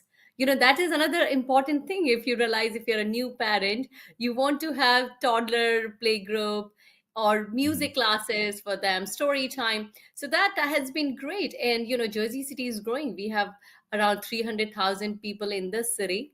So these events are getting more and more popular. It will be packed.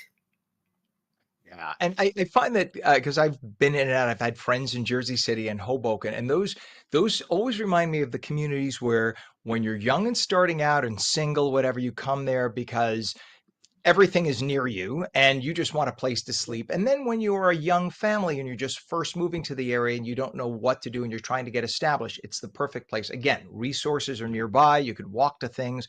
And then once you get a lay of the land, you spend a weekend, you visit your friends in Nutley or you visit your friends in Montville or whatever. And then you decide, you know what, 5 years from now, honey, we'll save money, we'll buy a place out there. Jersey City is like the launching point for all of that whole region of New Jersey. And so many people I know say, oh, yeah, when I first moved here, I lived in Jersey City. And they still go into Jersey City for the restaurants and the nightlife and everything. It's great for that. It's a fabulous city. It really is. So tell us how, when you first started the picnic, what was the light bulb idea that we need this picnic? So I was an immigrant. I moved to Jersey City around 17 years back, and I realized I struggle. Again, I did not have friends, community, and social support group. So I was craving for all that. And then I created the website, and then I started organizing events to connect with people. And then every event has a different theme. So back to school is one of the event we do it. Next event is education fair, so where we have all the educational institute participating, again, same Hamilton Park. So idea was, again, connect with the local businesses, look for the resources, create your own support group, create your own friend circle to survive. And because I've gone through the same journey, for me, figuring out, okay, this event might be popular, this event will be really great hit in the community. So those are the ideas, always popping up when you start doing it. Again, I've been doing it for 15 years, and it's growing. We are connecting over 80, 90,000 families in Jersey City through different channels, through social media, through website, through newsletter. So we can see what is the demand. Back to school picnic has been really popular. Again, the reason is so obvious that if they are new in the city, they're connecting, they're making their own community. And if they are old, they're reconnecting. Like after school, summer, everybody's gone and they are back. They want to see, what school your child is going to. Or people are deciding to move to out of Jersey City. As you know, we are stepping stone, unfortunately. But you know what? Each community kind of has its purpose, and Jersey City is great for that. And it's great because it allows you to just lay your hat down and have an established community where you have everything in walking distance. But then when you want to spread out and you want to have a backyard, you can use it as a point to go out on the weekends and find that community you want to ultimately live in 3 years from now, 5 years from now. And then you make room for the next family coming in from another country or another part of the country. It is beautiful for that. And you started all this when you were a new mom in 2011. Now you have a teenager, obviously, but that must have been pretty daunting. You must have had a lot on your plate when you started this. Yes, and again, the journey has been beautiful with a lot of challenges when you are a new parent and you're struggling. Now I have another set of problems because teenagers are not easy, and so my challenges continue as like other parents. But the good thing is that my challenges are like I have created the beautiful community. I did not know a single person in the city when I moved. Now every third person, exaggerating, but every third person is my friend or I know. And that has been beautiful. And having teenager, now we have different set of friends. And again, unfortunately, a lot of families with older kids move out of Jersey City because schools. But even then, there are families deciding to stay local, and some are sending their kids to New York City, or even Jersey City has some really high ranking high schools. So families are staying too. And those families have been friends for over a decade now, so the bonding is different. But next thing on my radar is to start programming or events for teenage kids. Excellent. Well, listen, Mayor Fulop better watch out because you should be the mayor of Jersey City. Not that you need something else on your plate, but it sounds like everybody knows you. You'd be a great mayor. Mamta Singh, the picnic, the back to school picnic again next Friday, September 12th. It's at Hamilton Park. What time does it start, Mamta? 4 to 7. 4 to 7 p.m. at that's going to be Hamilton Park next Friday, not this Friday, next Friday, September 12th. Sounds like a fun time. Mamta Singh, the executive director of JC Families, thanks for doing what you do. It's great to have you on today. Thank you so much for your time, Ken, and thank you for Come having back, me. come back anytime. We'd love to have you on again. Thank you again. Be well. Take care. It is 8:30 now. You bet. 57 degrees. And when we come back, TransUnion, the credit rating company, had a data breach. What happens when the company that keeps track of everybody's credit gets hacked? Brand and digital strategist Fisher will join us to explain. You're watching on New Jersey Mornings. We're back in 30.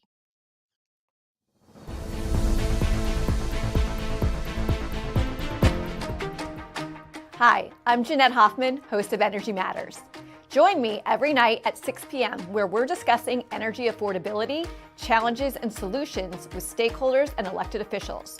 Join me weekdays at 6 p.m. on Energy Matters on ONNJ.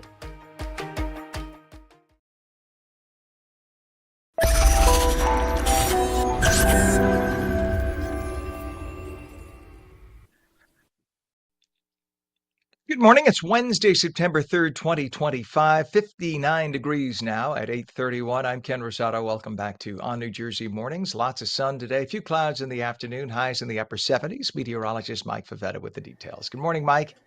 Hey, Ken, good morning. We can see the sunrise across New Jersey from satellite. Very pretty way to start the day. Nothing more than a few high, thin clouds out over the Atlantic. And over New Jersey, we're running nice and clear and stay that way through this afternoon. So sun glare, definitely a thing as you head out back to school and back to work, or starting off the new school year for many. With temperatures down at the shore holding in the mid 70s through this afternoon. It'll feel lovely there. Likely climbing to 80 or better inland due to that little bit of a warmer breeze coming in from the south today, which is a few degrees below average at the coast, but even inland, we're running right about average. And it feels like an average cool morning, especially with the lower humidity. So we keep it in the 70s today, mix of clouds and sun to wrap up the day. Tomorrow starts off a bit muggier, but notice the line of storms that arrives from the west. A lot of it, this storm losing its intensity as it crosses New Jersey, just leaving in its wake a little bit of rain, but a lot of humidity. And that humidity makes it feel quite muggy going into Friday and even starting off the weekend. In fact, I think for the rest of the week, we'll see that humidity climb each and every day, making it feel muggier and more humid as the week progresses. Our next front that comes in for Saturday starts to drop the humidity by the end of the week, but it feels really humid on Saturday morning, ending with some showers by Saturday evening and then clearing for Sunday. We'll likely get some sunshine in by the end of the day on Sunday. I think Sunday looks to be mostly cloudy, but we'll try and work that out in the next few days. Temperatures climb into the upper 80s throughout Friday and Saturday, humid, muggy, warm, but then by Sunday into Monday, it turns drier and cooler and very pleasant into next week. Another reinforcing shot of dry weather that makes it feel quite pleasant and much more like fall, because it's going to be a throwback to summer over the next few days with the higher humidity and warmer weather, even low 70s at night. That's our morning low down at the shore. We're back into the low 60s come Monday and Tuesday and feeling very pleasant to kick off next week. So we get that fall weather back. It just takes a few more days as summer doesn't want to let go just yet. Good. Let it hang on. Let's let it. You know what? I would be fine with fall starting mid-December, and then we have winter for about 3 weeks, and then spring starts in January. I'm just saying. Pam is screaming in my ear. Absolutely not. All right, Mike. Thank you very much, sir. It is 8:33, and we have 59 degrees, northern New Jersey, 58 in Trenton, and a mess of traffic to report. So let's start out now on Route 4 westbound east of River Road in Teaneck. We have the left lane of 3 lanes closed, and that is due to a crash. And that is the result, right there on your screen that you see, just bumper to bumper traffic. We also have a delay reported on the New Jersey Turnpike westbound exit ramp to 278. by Route 1 and 9, the interchange 13 area in Elizabeth, all lanes open, but tons of volume causing problems. We have on I-280 a crash westbound east of exit 10, Northfield Ave in West Orange. The right lane is closed, and look at it, looks like a parking lot. That is just a mess. In fact, we went up and down Route 80. We went through all the cameras. They're literally just pick your poison. There isn't a camera on the entire stretch of I said 80, excuse me. I meant to say 280. There isn't a camera on 280 up and down that doesn't look similar to this. So give yourselves a lot of extra travel time. Hudson River approaches right now. We are told that it is 35 minutes crossing over the Lincoln Tunnel, 25 of the Holland. Your upper and lower level approaches to the GWB also very, very heavy right now. Your lower level is worse than the upper. Lower's on the left, upper's on the right. We're told it's 35 minutes upper and 45 lower. Again, pack your patience making it into Manhattan. And remember, this is not summertime travel anymore, folks. You got to add that 30 to 60 minutes now to get into work each morning. 8:35. TransUnion, the credit rating company, had a data breach. What happens when the company that keeps track of everybody's credit gets hacked?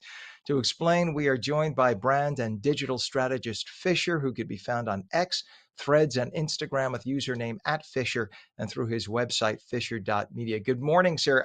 So this was about 8 million customers who were impacted by this. Is that right? Now, let's not exaggerate, Ken. It's only 4.4 million customers. Okay. So that's all. It's just the personal information of just 4.4 million U.S. customers. Now, hackers stole 13 million records, including sensitive data like names, social security numbers, dates of birth, addresses, email addresses, phone numbers, everything that makes your data. The breach occurred just back in July 28th, and was discovered just 2 days later, July 30th, with TransUnion containing the issues within hours, which was a great job, you could say.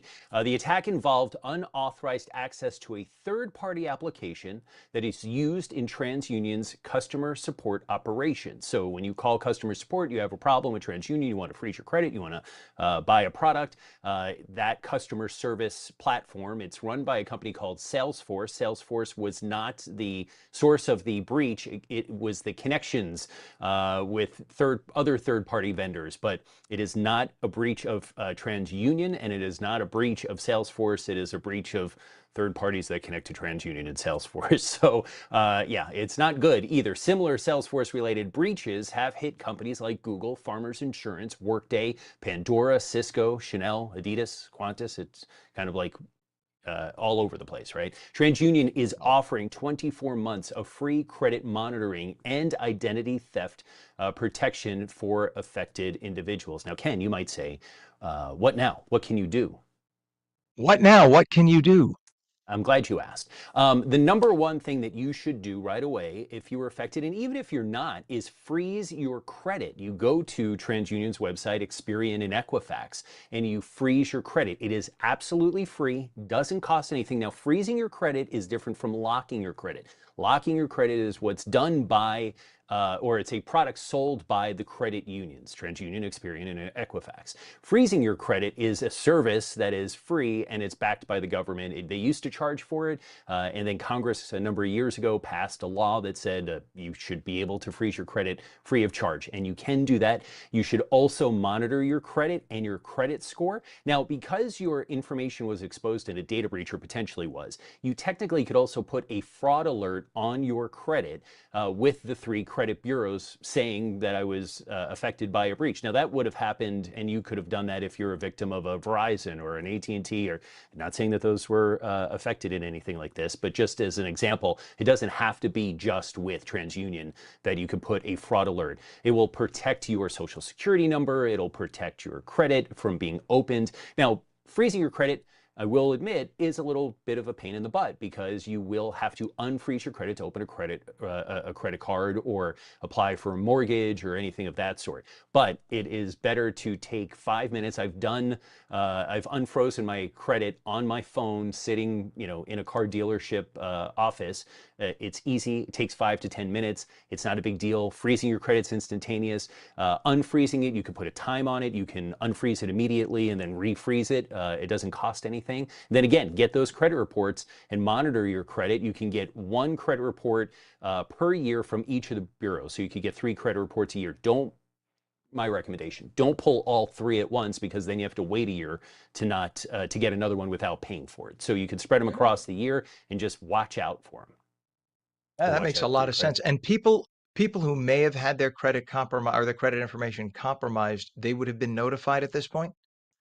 They should have been, yes. And again, TransUnion will send an email and also offer the 24 months of free credit monitoring. And again, you shouldn't have to ever pay for credit monitoring. So if you don't get notified from TransUnion that you were affected by this, you could do credit monitoring through Credit Karma and Credit Sesame. Now, it would be smart to do the credit monitoring first and then freeze your credit. Otherwise, you'll have to unfreeze your credit to do the credit monitoring. So do it first. And again, you shouldn't have to pay for Credit Karma and you shouldn't have to pay for Credit Sesame. They are free, but in this case, TransUnion will give you 24 months of free credit monitoring. That's 2 years if you're on Long Island, 24 months. So.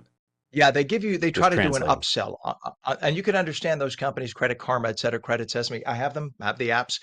They give you a little upsell. They say, if you want us to combine all the bureaus and give you an Yeah. average and blah, blah, blah, then there's a fee. But you don't have to do that, right? So you could just get the Correct. individual information and Correct. not have And to same pay thing with for it. credit So freezing. They'll always say, well, you can lock your credit instead. It's like, yeah, if I want to pay you, I can. I could do it for free by Right. credit freezing. And it's the same effect.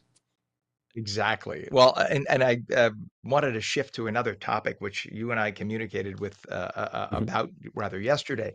I did a Google search because somebody had brought up whatever happened to Alejandro Mayorkas. I Mhm. said, I don't know. And they said, I bet you, this was a friend of mine who's a political type. He said, I bet you the Trump administration is looking at bringing charges against him because he lied. Remember, he lied to Congress. He sat there and said the border was closed over and over again. And then they would cut the video showing millions of people just walking in saying, okie doke, we're here. So I did a Google search yesterday, very simple Google search. And I asked whether the Trump administration was looking to ever charge former Homeland Security Secretary Alejandro Mayorkas with a crime. And you could see on your screen what Google's AI, which is called Gemini, it responded, quote, as of September 2025, there is no official Trump administration since Donald Trump is not the president. Okay, so that is the AI that, they're That's a red spending flag that something billions might of be dollars. off. Yeah. Yeah, yeah. Now maybe AI wishes that. Right. Maybe And a some lot of people people do. wish that. Absolutely. Right. A lot of people do, and that's they have every right to wish that. The thing is, when you are Google's AI, that Yep. should not happen. Okay, Yep. it's one thing to say a lot of people wish this wasn't, but to say Donald Trump is not the president, therefore right now this can't be, that's a problem. And of course, I looked Yeah. online everywhere. How do I notify Google? How do I find out how and why this happened? So tell me, No, how does this and like happen? you said, you texted me and you asked me, how do you notify Google? And I thought that you were nuts, that there's no way. And then you sent me the link to the search and I saw it, but then I did the same search and it came normal. I mean, and it's funny because to report that, and we went through this, is you have to scroll down and it says, is there an issue? And you say yes, and then you click, there's an issue. And then that's basically the reporting of this information. And again, it's not a Republican or Democrat. This could be on anything, right? It could report somebody's death. It could report another administration that AI says is invalid. So AI, as we sort of know, scrapes information from all sources, right? And then it's supposed to learn from it. And when a user uses AI, specifically, AI starts learning your I don't want to say wants and needs. It's supposed to learn you and learn your patterns and things of that sort. So if you had asked it to write you something for the news regarding this issue, it would be able to write it in your voice, if you will. What is happening is that it is learning things and making decisions that nobody can figure out. And when I say nobody, I'm serious about this. Whether it's Google's AI or it's Grok, which is XAI, or ChatGPT, nobody can figure out why these AI services start going down a path and there's no real justification, whether it feeds into what you absolutely want, right? You want it to be Trump's in the White House and he's the greatest thing ever, or on the opposite side, Trump is there's no Trump administration, whatever it is. It'll start giving you information that way. and it's not good. And what's supposed to be helpful, and to your point, Ken, is that we're not using, in some cases, Google itself anymore to search by going up to the top of a browser. You're going to AI, you're going to Grok, you're going to ChatGPT, and you're looking to them for the information rather than your typical search that we've been using for 30 years. So now when you can't trust that AI, whether it is searching a simple, I mean, that was a straightforward question, right? And if you can't trust that information, how can you trust it to summarize an article for you, so you don't have to read a 4-page article? You can just have the summary, and it's too long, didn't read kind of thing.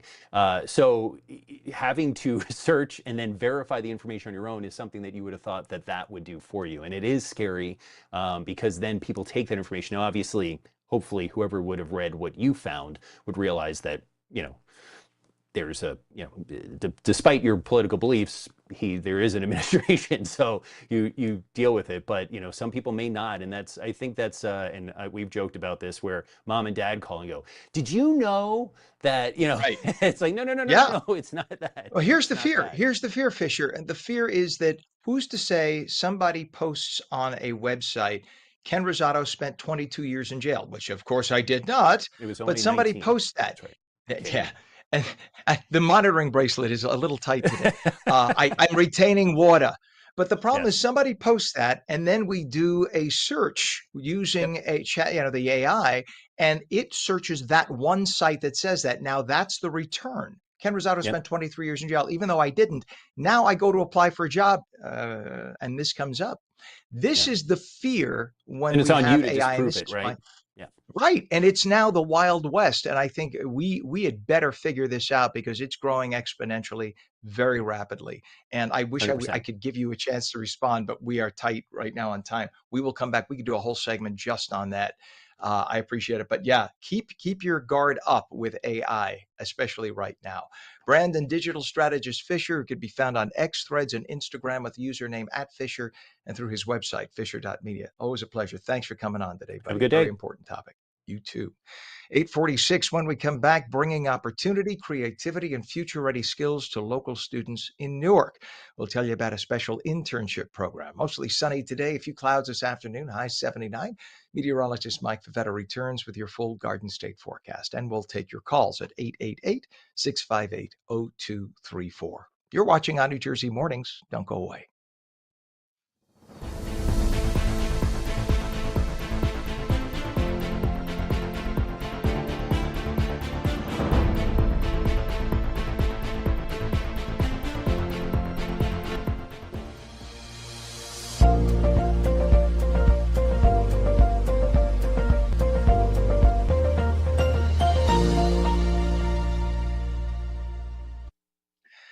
Welcome back to On New Jersey Mornings. I'm Ken Rosato. 847. We'll take calls at 888-658-0234. Pretty early fall day, not quite fall, meteorologically speaking. Mostly sunny, a few clouds this afternoon, highs around 79. I guess when it's back to school time, Mike, you say it's early fall, but it's not quite, not for another couple of weeks, but whatever. In my heart, it's not fall until December. Here's It's meteorologist Mike Favetta. climatological fall, right? So we look at the climate season starting in September, but still, I know everybody wants to look at the middle to the end of the month, but for the autumnal equinox. But here we are, enjoying the clear sky, enjoying the dry weather, and a nice crisp feel to start the day. Now, the good thing about all the dry, sunny weather is that temperatures warm quickly through this afternoon. We began in the 50s, but we will quickly climb into the upper 70s, even 80 degrees from Wayne and Hackensack, one of the warmer locations in northern New Jersey. With that, we have very dry weather across the state,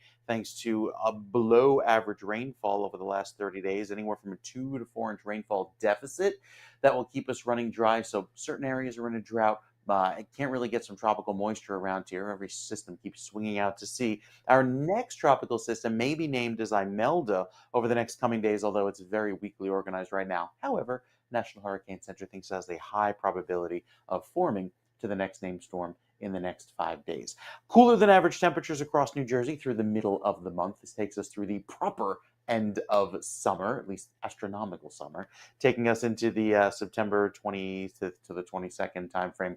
And then going forward, at least in the next 7 days, Feels like summer, at least through Saturday. Higher than average temperatures, very humid and muggy weather taking us through Saturday afternoon, all ending with some showers later that night. Now, Sunday starts off with some clouds, and some clouds may linger throughout the day, but it'll be drier and cooler, with temperatures cooling off back into the 50s overnight by early next week. So next week is a nice dry, cool stretch with none of this extra mucky humidity weather that is more common of middle of July rather than the middle of September. By next week, even down the shore, we are back to cool, calm, pleasant conditions. So it takes some time, but I think we'll feel like fall yet again rather soon after a few humid days, Ken.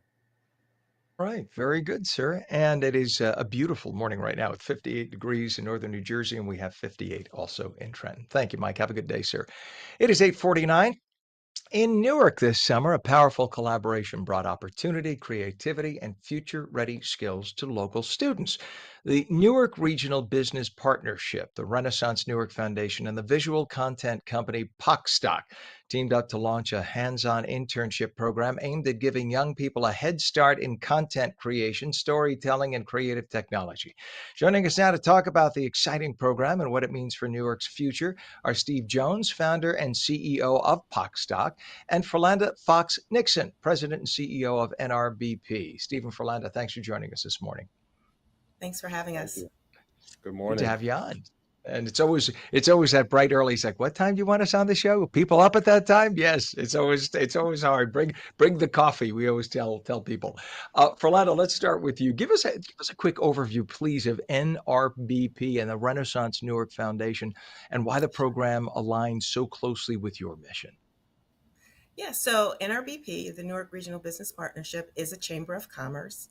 We say we're the premier chamber of commerce serving the greater Newark region. And Pockstock is one of our members. So we're a member based organization and trying to create a prosperous business ecosystem for the greater Newark region. And then the Renaissance Newark Foundation is our affiliated 501c3 doing community oriented activities. And so Steve came to us with his dream of Reimagine Newark. And so I'm going to punt it over to him to tell us what that was.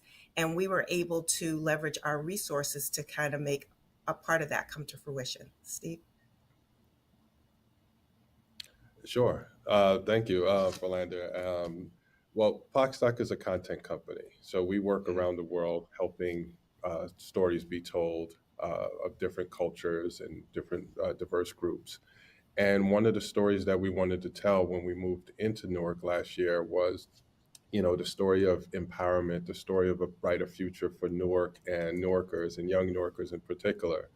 So one of the things we wanted to do was to create a program that would create pathways for young people, not just into content creation, but also into creating content for AI, which is the future of creative.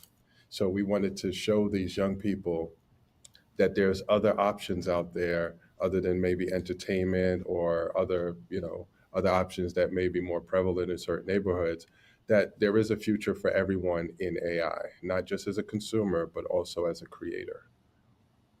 Well, I hope the AI that you're working with is better than the Google AI that I just dealt with. I don't know if you saw the last segment where it said, I was afraid to put my own name in that AI. Gemini, Google's AI, said that there was no Trump administration, there is no President Trump. And all I asked was if the Trump administration was going to prosecute a former member of the Biden administration because somebody asked me. And I thought, oh, did I miss something? And it returned with, well, that's impossible because there is no President Trump. Oh, okay. So I just hope that the AI is a little more up to date. But it's fascinating, though, and it's great that the students, you have students getting involved in this too. Now, you had 5 students joining the program through the city's Summer Youth Employment Program. So what kinds of projects did those students work on, and what kinds of skills did they walk away with? Well, thanks to the leadership of Philander and her team, we were able to identify 5 young people and really get them trained for readiness in the workplace. So NRBP and Pockstock partnered to make sure that they were able to learn skills in photography. They created video content. They learned the professional side of the photography industry, which is all the legal, the compliance, the various ways that they can monetize content outside of just posting it on social media. They created their own photo shoots. They were able to produce and learn just the entire life cycle of a photo shoot and a content creation shoot. And then they learned the behind the scenes portion. What you talked about with AI, it's really relying on the data. So they learn how to create data to help train AI as well. Interesting. And Ferlanda, as a workforce development board member, it's so important, right, to connect young people to opportunities in Newark's growing creative economy. So talk on that. Right. So it's important to actually be plugged into all aspects of the ecosystem here in Newark. It's the largest city in the state of New Jersey and has a lot of promise for those who live here. And we're grateful that the city has the Workforce Development Board and all of these wonderful initiatives that fall under it that enable the students and residents that live here to upskill and get the training that they need to be to flourish, right, economically. And so, yeah, I think it was great that I was able to sit on the board and be aware of this program and bring it to POCSOC, but also too through our Renaissance Newark Foundation, our affiliated 501c3. We were able to get a very generous donation from Reworld to help purchase the equipment that they needed, the cameras, the computers, the monitors, all of that to make the experience as robust as it could be. And what are the hopes for the future of the program? Do you have plans on expansion or replicating it or bringing more partners on board? We had hoped to have 12 interns. So we had 5. And so that was a start. And so next summer, it would be great if we could continue to grow the cohort each summer.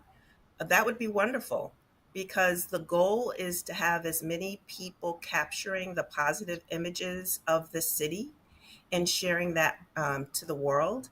And so the more that we can include under that umbrella, the better it is for the city of Newark. If we have any local businesses or organizations watching, listening right now, how can they get involved with NRBP or support the similar youth-focused initiatives? Sure, they can visit our website, where newarkrbp.org. And so just take a look at what we have on our website. Click on information on how to join, and we're more than willing to talk about the benefits and resources that we have available. And let me ask Steve, what is the biggest takeaway you think for the students who were working involved in the project? What do you think their biggest takeaway was? So, like myself, when I was growing up in Brooklyn and had a limited outlook on what was possible, I think when we first saw some of these students come in, they came from a similar background where their scope of what their worldview was very limited. And by the end of it, some of them were taking on a leadership role. Some of them actually started showing up with a shirt and tie, and just you can see the evolution, and it was so wonderful to see these. It was only a 6-week program, 6 to 8 week program, but you could see them transform week over week as they adapted to their environment. So my hope for them is that they continue to grow and continue to stay in touch with us, and as we usher in the next wave of young people, or even older people who are looking for a new skill. As we usher in that next cohort, we're looking to have a similar impact as well. I love it. Steve Jones, founder and CEO of PogStock, and Ferlanda Fox Nixon, president and CEO of NRBP. Thank you both for joining us this morning. I love what you're doing. Thank you, you. Ken. You Good bet. morning, Have a great NJ. day. All right. It is 8:58 right now, 58 degrees, mostly sunny, a few clouds this afternoon, highs upper 70s. And that, my friends, is on New Jersey Mornings for your Wednesday, September 3rd, 2025. I'm Ken Rosato. Remember, you could stream us at ONNJ.com, Roku, Fire TV, News On, Samsung TV Plus, Apple TV, YouTube, Facebook, and X.